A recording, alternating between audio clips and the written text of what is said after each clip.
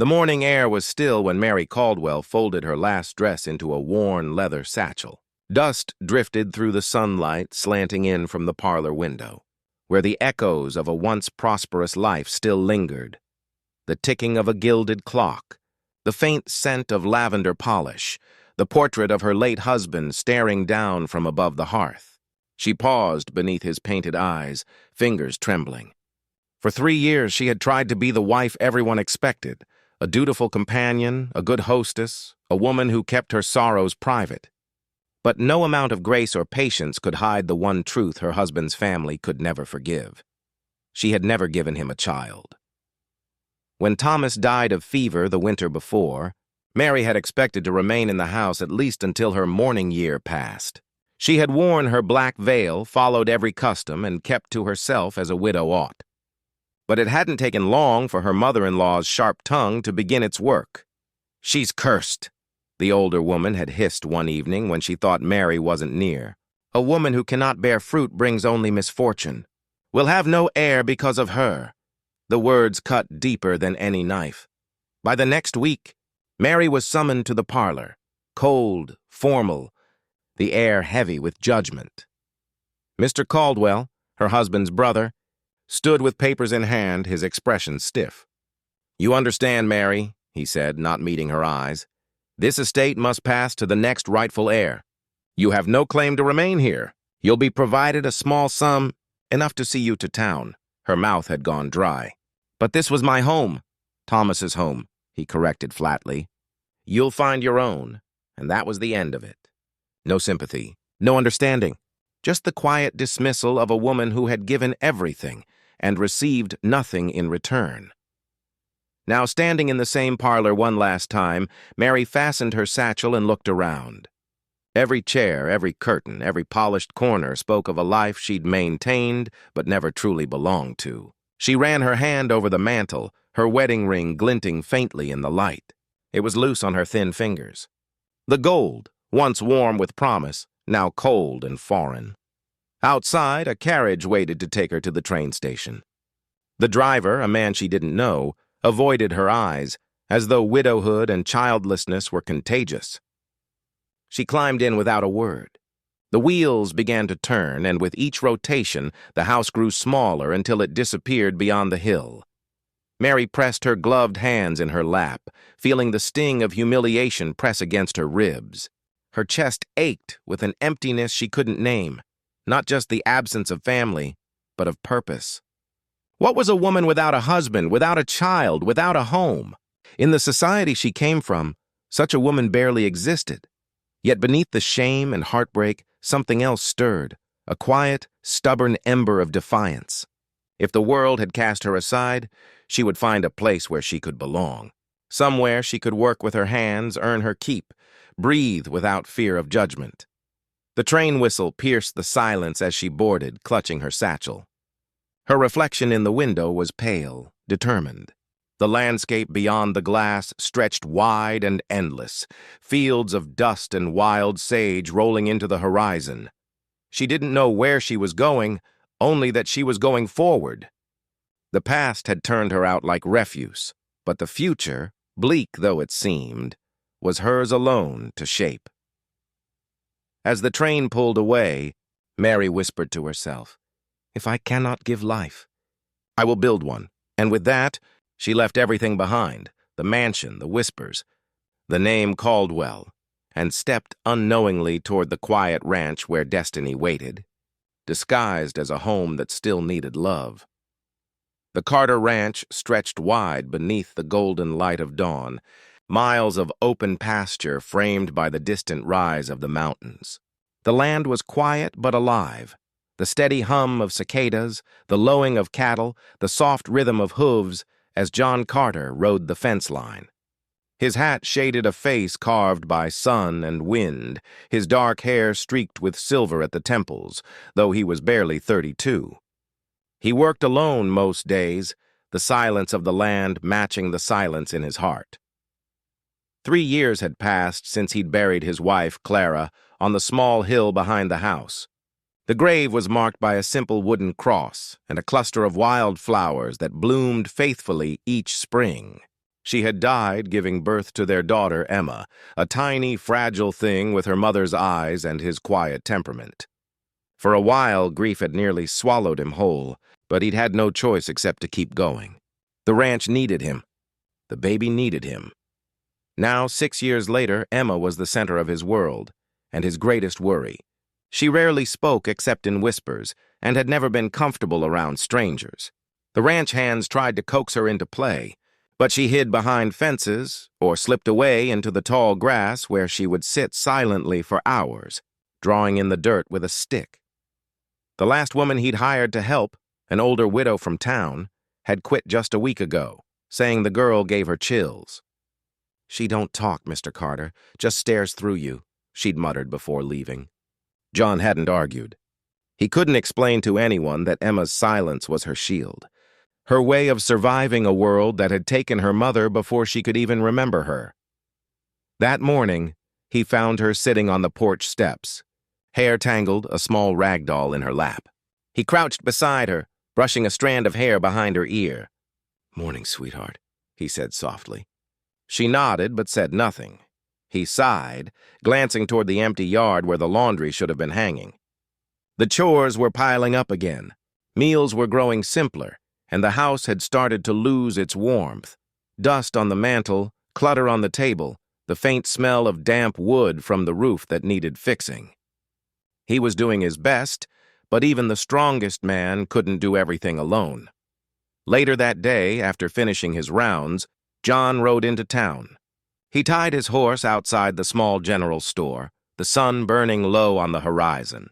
Inside, he picked up supplies, flour, salt, and coffee, and asked the storekeeper, "You hear of anyone looking for work? Someone honest, can cook and help around the place?" The man rubbed his chin. "You could post a notice at the station, maybe. Travelers come through all the time, looking for work." John hesitated. He didn't like strangers. The ranch was the only place where he felt safe since Clara's death. But he couldn't let his pride ruin what little home he had left. So, he wrote a small note in his careful square handwriting. "Help wanted. Cooking, cleaning, and child care. Room and board included. See John Carter, Silver Ridge Ranch." He tacked it to the wall of the train station before riding home, unaware that this simple piece of paper would soon change everything. That night, as he sat by the fire with Emma dozing on his lap, he felt the weight of the empty chair across from him, the space that had belonged to his wife. He looked down at his daughter's sleeping face, her lashes long against her pale cheeks. "You need someone, little one," he murmured. "Someone kind." Outside, the wind swept across the plains, carrying his words into the dark. And somewhere, not too far away, a weary young widow named Mary was boarding a train, heading west, toward a ranch, a father, and a little girl who needed her more than they knew. The train hissed to a halt in the dusty little town of Silver Ridge, its iron wheels grinding to a stop beside a weathered platform. Mary stepped down carefully, her boots touching the sun-cracked boards, the heat of the plains wrapping around her like a heavy cloak. She clutched her small satchel, her only belonging now, and glanced around. The station was modest, a single building with faded paint, a bench in the shade, and a stray dog asleep beneath a wagon. Beyond it stretched an open landscape, wide and wild, where the horizon seemed to go on forever.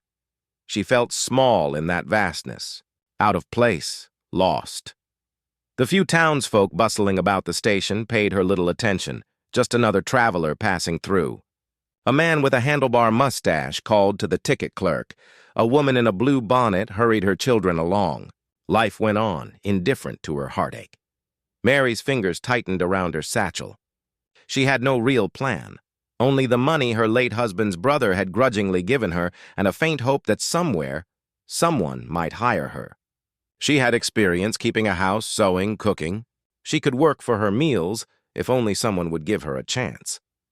Her eyes wandered to the notice board near the ticket window, where yellowed sheets fluttered in the breeze. Among advertisements for cattle sales and missing horses, one new paper stood out, its handwriting neat and firm. Help wanted, cooking, cleaning, and child care. Room and board included. See John Carter, Silver Ridge Ranch. Mary read it twice, her heart quickening. A rancher. Childcare. It sounded simple, honest. A roof, a purpose, perhaps even peace. Still, she hesitated. She had heard of ranch life, hard work, endless chores, men who trusted few and spoke less. Could she survive it? Her answer came in the form of a tall man who stepped off the platform just then, removing his hat to wipe his brow. His presence seemed to command the space around him without effort. Broad-shouldered, sun-tanned, his shirt dusted from the road, he looked every inch the kind of man who lived and breathed the land. He approached the station master with slow, measured steps. "Afternoon, Hank," he greeted in a low, steady voice. "Afternoon, John," the station master replied. "No luck yet on that notice you posted. Folks these days don't take kindly to ranch work unless there's money in it." John Carter. Mary's breath caught. The rancher glanced at the board, then sighed. "Figured as much, but I'll keep looking." Before she could lose her courage, Mary stepped forward. "Excuse me," she said softly. Her voice was calm, but carried the tremor of uncertainty. "I saw your notice. Are you still needing help?" Both men turned to her. John's eyes met hers, steady, assessing. For a moment, she feared he might turn her away without a word. She was no ranch hand, after all. Her hands were pale, her dress plain but neat, her manner too refined for rough work. "I am," he said finally. "You got experience?" "Yes," she replied, straightening her shoulders. "I can cook, clean, mend clothes, and I've cared for children before." He studied her a moment longer, then asked quietly, "You got family here?" She hesitated. "No, sir. No one." A silence fell between them, filled with the faint rattle of the departing train. Something in her voice, perhaps its honesty, or the weary dignity beneath it, softened his expression. "Well," he said after a pause, "the work's hard, and the pay ain't much. But you'll have a roof over your head and food on your plate. If that suits you, you can ride back with me." Relief swept through her so swiftly she nearly swayed. "That would suit me fine," she whispered. As they walked toward his wagon, the wind lifted her hair, carrying away the last trace of her old life. The road ahead stretched dusty and long, leading toward the unknown. But for the first time in months, Mary felt something stir deep inside her, something she thought she had lost forever. Hope. And though neither of them knew it yet, this quiet meeting at the edge of a lonely town would be the beginning of everything that followed, the healing of 3 broken hearts under one roof. The wagon creaked as it climbed the last rise toward the Carter ranch. The late afternoon sun spilled gold over the rolling fields, casting long shadows that swayed with the tall grass. From her seat beside John, Mary clutched her satchel tightly, her heart drumming a steady rhythm of nerves and curiosity. The ranch stretched far wider than she had imagined. Pastures dotted with cattle, a barn standing proud but weathered, and a modest 2-story farmhouse that seemed to rest quietly against the horizon. When they reached the yard, John pulled the reins and brought the horses to a stop. "We're home," he said simply, though there was no cheer in his tone, only practicality. He climbed down first, offering her a hand. His grip was steady and warm, and though he released it quickly, the gesture carried a quiet respect. Mary's boots met the dry earth, dust rising around them. She took in the sight of the house, a porch with a rocking chair, a row of laundry flapping in the breeze, and a little girl peeking out from behind the doorway. The child's wide blue eyes held both curiosity and fear. "That's Emma," John said softly, noticing Mary's gaze. "She's 6. Mary smiled gently, but the girl didn't move closer. She lingered in the shadows like a small ghost. Mary could feel the child's shyness, the hesitation born of loneliness. She knew it well. It was the same hesitation she carried in her own heart. Inside, the house bore the marks of both care and neglect. The furniture was sturdy but plain, the walls faded, the air heavy with silence. On the mantel, Mary noticed a single-framed photograph, a woman with kind eyes and soft curls. Clara, she guessed. The late Mrs. Carter. John caught her glance but said nothing. "You'll have the small room off the kitchen," he said. "It's not much, but it's clean. You can unpack after supper." She nodded, setting her satchel aside. "I'll start on supper then. If you don't mind." He hesitated, as if unused to someone offering. "There's stew meat and potatoes in the pantry. Water's out back." Mary got to work, tying her hair back with a ribbon. The rhythm of chores steadied her, a knife chopping vegetables, the hiss of boiling water, the faint scent of onions filling the room. The familiarity of it soothed the ache of displacement. From the corner of her eye, she saw Emma appear again, creeping closer, clutching her doll. Mary turned slowly so as not to startle her. "Would you like to help me stir?" she asked softly. The little girl blinked but didn't answer. After a long pause, she stepped closer, holding out the doll as if offering a truce. Mary accepted it with a warm smile. "She's lovely. What's her name?" Emma's lips moved, barely whispering. "Clara." Mary froze for a moment, glancing toward the photograph on the mantel. "That's a beautiful name," she said quietly. "Then Clara can help us too." By the time the stew was ready, the sky outside had turned a dusky purple. Mary set 3 bowls on the table, ladling the meal carefully. John came in, washing his hands at the basin. He looked at the 3rd bowl, brow furrowing. "You expecting company?" he asked. Mary shook her head. "It's for her," she said, nodding toward Emma, who hovered by the doorway. "Even if she doesn't eat with us, she'll know she's welcome." John looked at her for a long moment, something unreadable flickering in his gaze. Surprise, maybe gratitude. Finally, he sat down. "That's kind of you." Emma didn't join them that night, but she lingered nearby, watching quietly as her father and the new housekeeper shared a simple meal. For the first time in a long while, the house felt different. Still quiet, yes, but softer somehow. When Mary cleaned up after supper, she hummed under her breath, a tune from her childhood. The sound drifted through the rooms, gentle and human, touching corners that had been silent for too long. John paused on his way upstairs, listening. His hand rested on the banister, his throat tight. It had been years since music lived in that house. He didn't say a word, but something in him shifted. That night, as the wind swept across the prairie, the Carter Ranch felt a little less lonely. The days that followed settled into a quiet rhythm, the kind that seemed stitched together by small, ordinary acts, meals cooked, clothes mended, and soft footsteps echoing through the wooden floors. Mary rose before dawn, lighting the stove and setting coffee on the table before John came in from the barn. He was always up early, his boots already dusted, his face carrying the calm of a man who had learned to live with silence. Emma, on the other hand, was slower to appear. The little girl would peek from behind doorways or from the porch rail, her doll clutched tightly against her chest.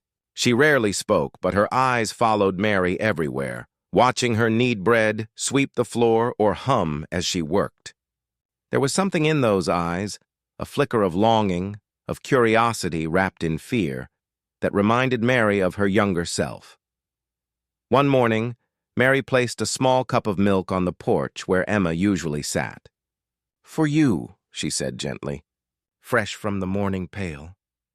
The girl hesitated, glancing toward her father in the yard. When John gave a small nod, she crept forward and took it. She didn't speak, but she didn't run either. Mary smiled, pretending not to notice, when Emma lingered close enough to listen as she began to hum an old lullaby. Over the next few weeks, the distance between them began to shrink. Emma started appearing beside Mary in the kitchen, first only to watch, then to help. Mary gave her small tasks, stirring the stew, arranging the table, dusting the shelves. She praised her softly for every effort, never pushing, never raising her voice. Slowly, the girl's guarded silence began to soften. One afternoon, while folding laundry beneath the oak tree, Mary heard a faint giggle. It startled her. It was light and musical, like a forgotten melody. Looking up, she saw Emma perched on the fence rail, swinging her legs as a small kitten pawed at her boots. Mary laughed softly in return. "Careful up there," she called. "You'll fall if you swing too high." "I won't," the girl whispered back, her voice barely above the wind. It was the first time Emma had spoken directly to her. The sound was fragile, like something newly born. Mary's heart swelled with quiet joy. That evening, as the sun sank into the horizon, Mary made apple pie, the first dessert the house had seen in years. She sliced it into 3 pieces and placed them on the table. Emma's eyes lit up, her small fingers twitching with anticipation. John, sitting across from them, hid a smile behind his hand. "You've got her spoiled already," he said, his tone teasing but gentle. Mary glanced at him, the faintest blush coloring her cheeks. "There's no harm in sweetness once in a while," she replied. John's gaze lingered on her longer than usual. "No," he said softly, "there's not." After supper, a thunderstorm rolled in from the west, rumbling low across the plains. Rain lashed the windows and lightning flashed in the distance. Emma, frightened, ran from her room and found Mary in the kitchen, drying dishes. Without a word, she buried her face in Mary's skirt. Mary set the towel aside and knelt down, wrapping her arms around the trembling child. "It's all right, sweetheart," she whispered. "Storms can't hurt you here. You're safe." The little girl clung tighter, whispering through tears. "Don't leave." Mary's throat tightened. She stroked the child's hair and whispered back, "I won't. I promise." When John came to check on them, he found Emma fast asleep in Mary's lap by the fire, the glow painting them both in gold. For a long moment, he said nothing.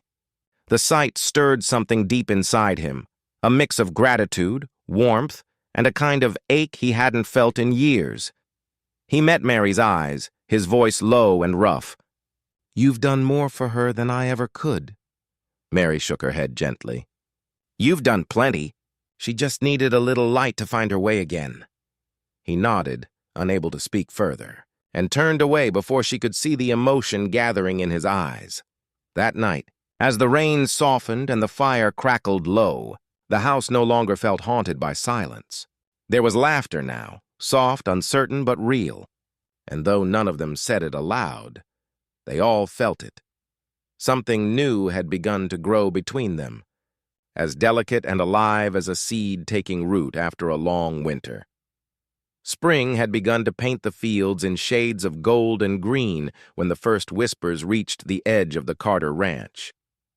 It began innocently, small talk at the market, murmured gossip over barrels of grain, but as always happens in small towns, stories traveled faster than the wind.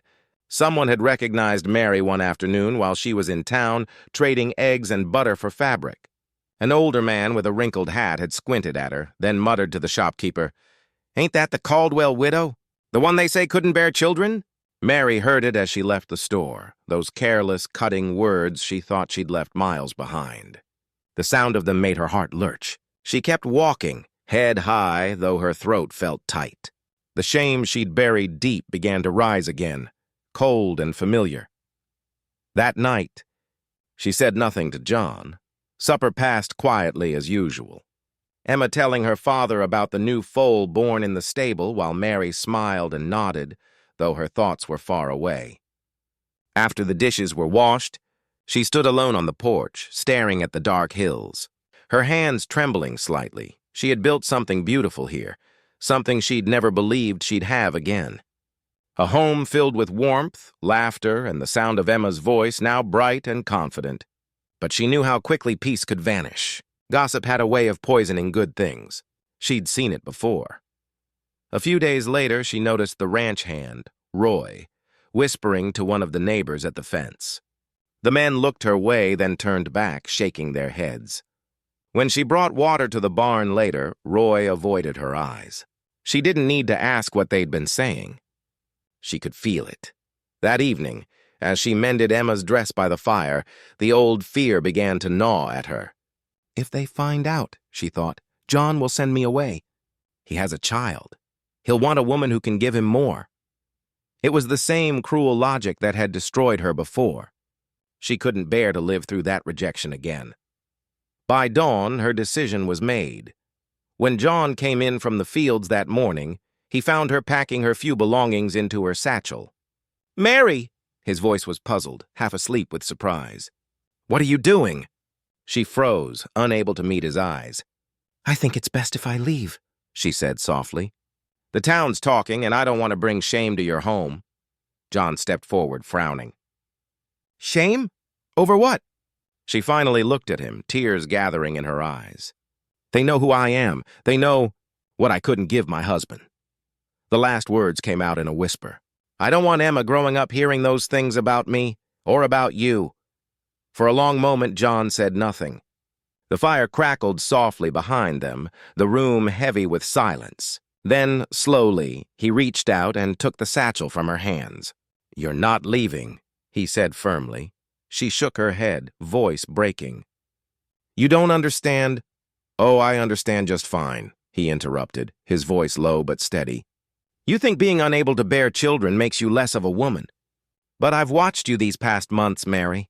I've seen what you've given my daughter, patience, kindness, love. You've given her back her laughter. That's more life than I ever could." Her lips trembled. "But what people say—" He stepped closer, his gaze steady and gentle. "Let them talk. Folks will always find something cruel to whisper about. I only care about what's true, and the truth is, this house hasn't felt like home in years. Not until you came." Tears spilled down Mary's cheeks. The shame she had carried for so long began to melt beneath the warmth in his voice. For the first time, someone wasn't judging her for what she lacked, but seeing her for what she gave. John placed the satchel on the floor, his hand lingering on hers. "Stay," he said simply. "Not because I need help. Because I don't want this home without you." Mary's breath caught. In that single moment, something inside her, years of guilt, rejection, and silence, broke open, letting light in. Outside, the wind shifted softly through the fields, carrying away the last traces of the cruel words that had once defined her. Inside, for the first time in her life, she allowed herself to believe she was worthy of being loved. The morning after John stopped her from leaving, the air around the ranch felt different, heavier, charged with things unspoken. Mary went about her chores as usual, but her hands trembled when she hung the washing, and her thoughts drifted endlessly back to the words he'd said. "You're not leaving. I don't want this home without you." Those words warmed her and frightened her all at once. No one had ever asked her to stay before. No one had ever looked at her and seen value beyond what she could or could not give. John, too, was quieter that morning. He moved through his work with a certain restlessness, stealing glances toward the house. He wasn't a man who spoke easily of feelings. Words didn't come to him like they did to others. He'd always believed actions spoke enough. But with Mary, silence no longer felt safe. It felt unfinished. That evening, when the sun dipped low and the cattle's distant calls faded into the hum of crickets, he found her on the porch. She sat there with her mending basket, needle glinting in the fading light, her face calm but her eyes shadowed by thought. He leaned against the post, hat in hand. "You've been quiet today?" She smiled faintly, still working the thread. "So have you," he nodded, a ghost of a smile touching his lips. "Guess I'm not used to saying so much in one night." Her hands paused. "You meant what you said then? About me staying?" He straightened, meeting her gaze. "I meant every word." A soft wind brushed between them, stirring the hem of her skirt. For a moment, neither spoke. The world around them seemed to hold its breath. The fading light, the rustle of the trees, even the distant creek seemed to hush. Finally, Mary set her sewing aside. "John, I've been thinking about what you said, about how I see myself. You're right.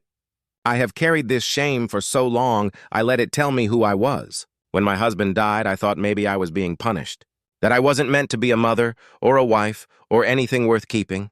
Her voice trembled, but she went on. "When your little girl smiled at me for the first time, something inside me broke open. I thought maybe I could belong somewhere again. But then the whispers started, and it all came rushing back, the fear, the humiliation. I wanted to run before you could look at me the way others have." John took a step closer. "Mary, look at me." She did. His eyes were steady, full of a quiet strength that made her breath catch. "I don't care what people said back east," he said firmly. "I care about what's right in front of me. My daughter laughs again because of you. She trusts again because of you. You've done more healing here in a few months than I've managed in years." Mary blinked hard, tears glimmering. "You make it sound like I've done something extraordinary." "You have," he said simply. "You've given us back our home." She looked away then, trying to hide her tears, but he gently reached out and took her hand. His calloused fingers were rough against her smooth skin, yet his touch was careful, like someone afraid of breaking something precious. "You don't have to carry that hurt anymore," he murmured. "Not here." The words struck deep, and the last of her defenses fell away. Tears slipped freely down her cheeks, and she let them. For the first time in years, she wasn't ashamed of her pain. John didn't move to wipe them. He only stood close, his presence solid and sure. The silence between them was full, not empty like before, but peaceful. Finally, Mary whispered, "Thank you." He gave a small, quiet nod. "We all lose things, Mary. Some folks lose land, some lose people. You lost the chance to be a mother, but maybe that's not the end of your story. Maybe it's just the beginning of another kind." Her hand tightened in his. The sunset washed them both in shades of amber and rose, the horizon glowing like fire. For the first time in so long, Mary felt seen, not as a failure, not as a widow, not as a woman defined by loss, but as herself, and beside her stood a man who didn't see brokenness, only strength. That night, when Emma ran to Mary with a bedtime storybook in hand, Mary read to her by lamplight until the girl fell asleep in her arms. John lingered at the doorway, watching quietly. For all three of them, something had changed, something deep and unspoken. The walls of grief and guilt that had kept them apart had begun to crumble, and in their place, something gentler had taken root, understanding, forgiveness. And the quiet beginning of love's summer crept upon the land like a soft flame, burning the fields golden and filling the days with long, shimmering light. On the Carter Ranch, laughter returned to the air. Emma ran barefoot through tall grass, her braids flying behind her, and Mary's voice could often be heard calling her in for supper, warm and alive with the tone of a mother who'd forgotten how to smile, but found it again. Yet peace has a way of testing those who find it. One late afternoon, as Mary hung linens on the line, she saw a wagon approaching from the dirt road. The horses kicked up dust, and the sight of the man on the seat made her heart stop. It was Mr. Caldwell, her late husband's brother. His stern face and sharp eyes were exactly as she remembered, the kind that looked not to see, but to judge. He dismounted slowly, adjusting his coat before walking toward her. "Mary," his voice was clipped, formal. "So it's true. You're here." She swallowed hard, the memory of her old life rushing back in a wave of dread. "What are you doing here?" "I came through town. Heard the talk," he said coolly, "about you living here with some rancher and his girl. Figured I'd see for myself." Mary stiffened. "I owe you no explanations, Mr. Caldwell." He gave a small, cruel smile. "You owe more than you think. My brother's land went to waste after you left. People said you cursed him with your barrenness." The words cut deep, sharp, deliberate. She turned away, blinking back tears. "That's not true. I gave him everything I could, except an heir," he snapped. "He died alone with no one to carry the Caldwell name. And here you are, pretending to play mother to another man's child." Before she could speak, the sound of boots came from behind her. John had appeared at the barn door, his expression hard, his posture unyielding. "That's enough," he said evenly. "You're on my land now." Mr. Caldwell turned to him, sneering. "So this is the man. You think taking in a barren widow makes you noble?" John stepped closer. "I think judging a woman for what she can't control makes you a fool." The two men stood eye to eye.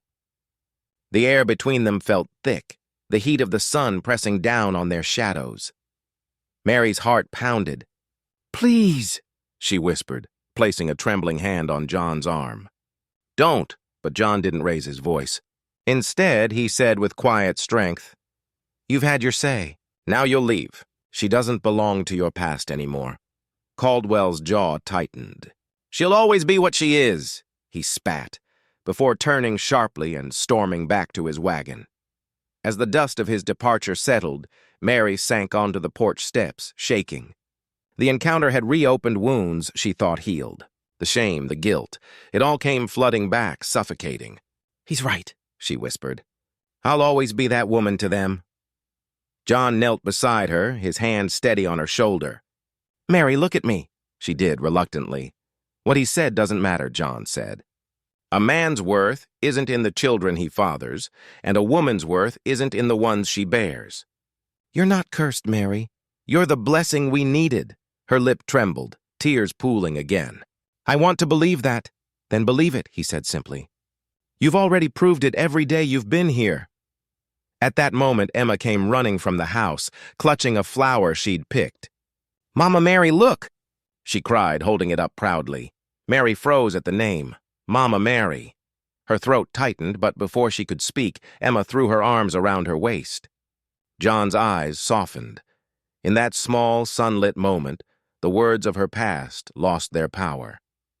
That night, as the sky deepened into violet, Mary sat beside John on the porch. The stars shimmered above the ranch, vast and quiet. "Do you ever think God tests us?"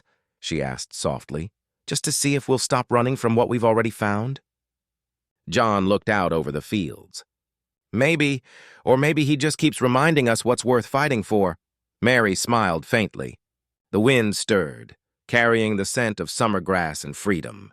For the first time, she didn't feel haunted by what she lacked, but blessed by what she had. The test had come and gone, and she had not broken. She had chosen faith. Faith in love, in kindness, in the quiet grace of belonging. And as the stars watched over them, Mary Carter finally understood. This was the home she'd been meant to find all along. The days that followed Mr. Caldwell's visit were calm, almost sacred in their stillness. The wind moved softly through the tall grass, the scent of summer wheat hung thick in the air, and life on the Carter ranch went on as if nothing had happened. But within Mary, something had changed forever.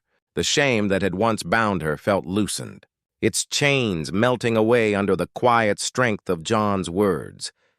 And yet, she sensed something shifting between them, something unspoken but deep as the roots beneath their land. John had grown quieter again, though not distant. He watched her more, as if memorizing the way she moved about the house. The sound of her laughter when Emma wrapped her arms around her waist, or the way her eyes softened when the evening light spilled across the porch. Mary noticed it too, though she said nothing. Every glance felt heavier now, carrying a tenderness neither dared to name aloud. One evening, after supper, John asked her to walk with him. The air was cool, painted in streaks of rose and gold from the setting sun. Emma had already gone to bed, curled beneath the quilt Mary had sewn. Together they walked down toward the edge of the pasture, where the land opened wide to the horizon. John stopped near the old oak tree, its branches whispering softly overhead. "Mary," he began, his voice low, "there's something I need to say before I lose the courage." Her heart beat faster. "You don't need courage with me, John." He gave a quiet, almost shy smile. "Maybe not, but I'm not good with words like you are. Still, I've been thinking on this for a long while now." He took off his hat, running a rough hand through his hair. "When I lost my wife, I thought that was the end of anything good. I told myself I'd live for Emma and that'd be enough. But it wasn't, not really. The house was full, but it was empty too. Then you came." Mary's breath caught. "You came with nothing but kindness and hard work," he continued.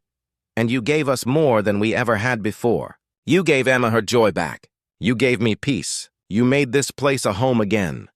Tears welled in her eyes, but she stayed silent. He stepped closer then, close enough that she could see the gentleness behind his steady eyes. "I know life's been cruel to you. I know what folks have said, but I also know what I see and what I feel. I want you to stay here, Mary, not as a helper or a guest, but as my wife, if you'll have me." The world seemed to still around them.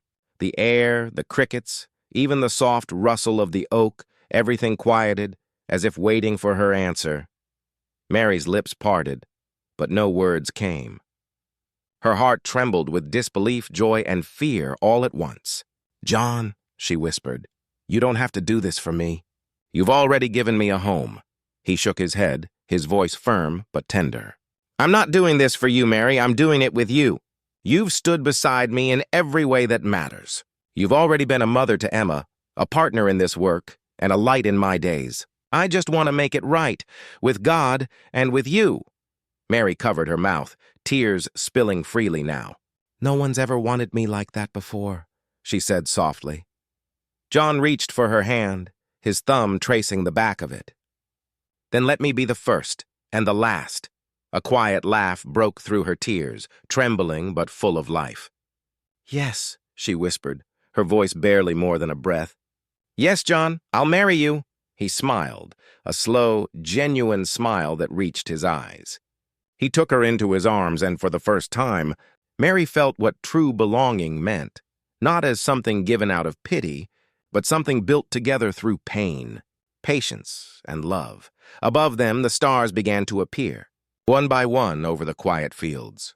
Somewhere in the house, Emma stirred in her sleep, murmuring softly, as if she already knew that, come morning, her little family would no longer be half-healed pieces, but whole, and beneath that wide western sky, Mary Carter, once cast aside, once forgotten, finally found herself chosen. The morning of their wedding dawned soft and golden, the kind of morning that felt touched by grace.